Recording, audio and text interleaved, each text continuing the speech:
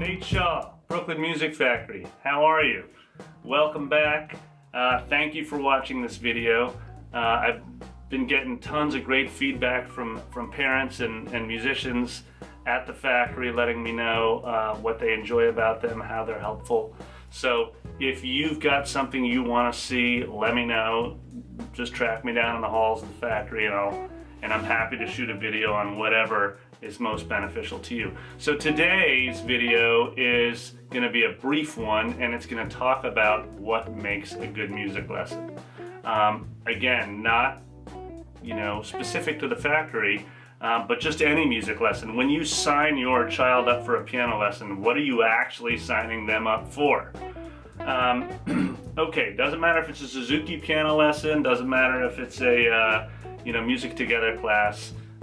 All great lessons, all great curriculums need to have some basic things in place. Okay, the first thing to understand as a parent or a musician signing up for lessons is that when you sign up to take a music lesson, you are signing up to take a language class. Okay, oftentimes we think of music as some paper on a stand and some sheet music that I can play. Oh great, my child is going to learn how to play some Bach or some Beethoven, or is going to learn how to play the blues on the guitar. That is, in fact, one facet of a music education. Hopefully a good one. Yes, they will learn how to read music or some version of it off of a sheet, and yes, they will learn how to play the chords of a blues. But first and foremost, what you're actually signing your child up for is a language class. Because music is a way of communication, pure and simple. It's an oral art form, not a visual one, right? So reading that sheet music is just one tiny facet of communication. It's first and foremost an oral art form. It's meant to be listened to, and it's meant to be expressed orally. So that's the most important thing to keep in mind. So therefore, if you're going to study a language, what is the vocabulary of this language? How do we communicate?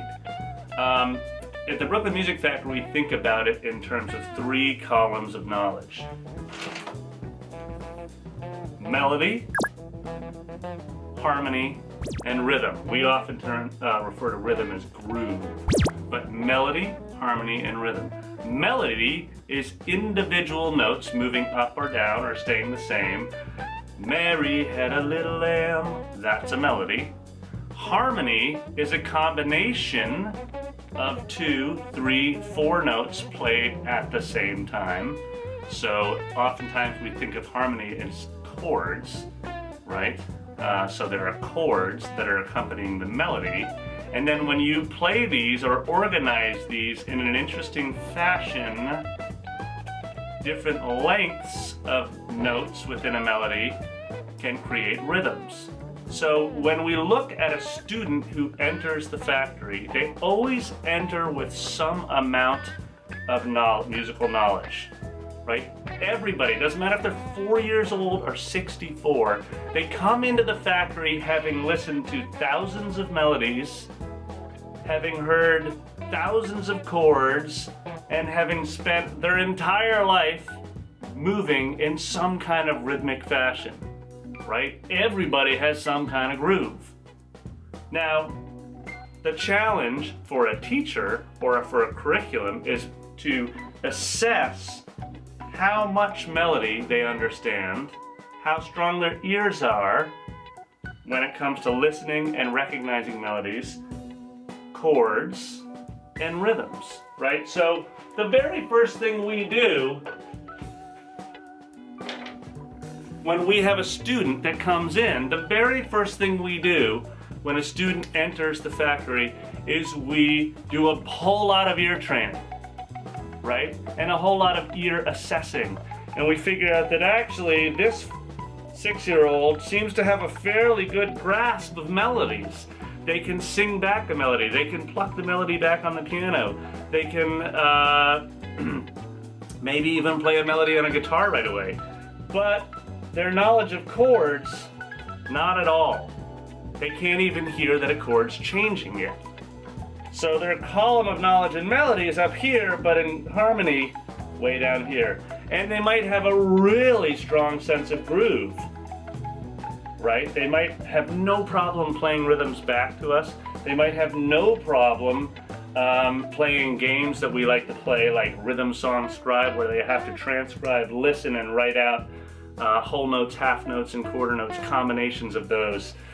So once we take an assessment of a student over the first 3, 4, 5, 6 weeks of lessons, then we can come up with a game plan on ways of improving their knowledge of harmony and maybe their melody, and trying to get these 3 columns of knowledge in balance with one another, equilibrium, right? So if you want to speak the language of music, these are your main tools. So you want to make sure that your understanding of melody and your comfort with melody is about as strong as your comfort with harmony and rhythm. Which brings us to the blam games. You've probably seen those on the Home Rock. Big lesson about music games. The blam games, which is absolutely essential to the Brooklyn Music Factory method, is those games are just meant to improve one or more columns of knowledge. Generally, they focus on a single column. For example, you might see us playing with our chord blocks. And those are specifically harmony games. Our drum students play the games, our piano students play the games, our guitar students play the games. Or you might see us playing with our rhythm dice. Wait, let me see if I can get it in. Can't get it in focus. Our rhythm dice is obviously to work on rhythm, being able to recognize notes and internalize the feeling of those notes.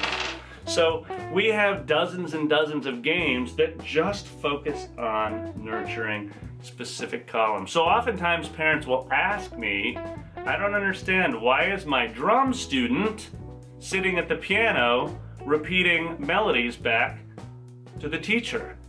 And the reason is because every great drummer who is speaking the language of music needs to be just as comfortable with melody as they are with groove or rhythm.